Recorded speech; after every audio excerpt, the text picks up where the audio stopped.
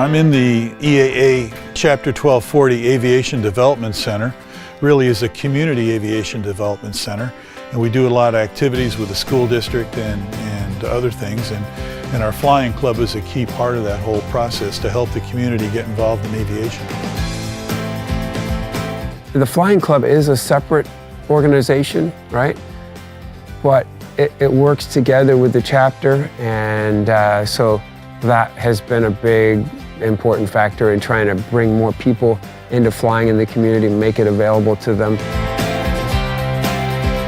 It's built membership, though you join the flying club, you don't have to be a member. We have in the club right now, we have, I think, 4 students, adults and students. We have 2 of our scholarship students from the chapter that are learning to fly.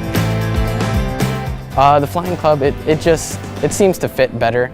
The instructors here are great. The structure of payments and everything, and the planes that are offered here, I think it's a great deal.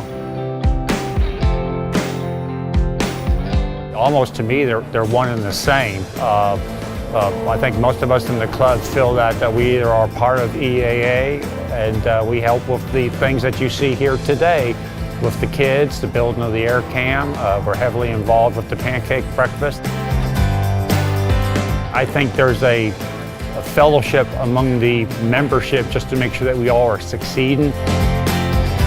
The environment here is something else. It's every kid has different knowledge than all the others, so you're always sharing, picking up new things from everybody else.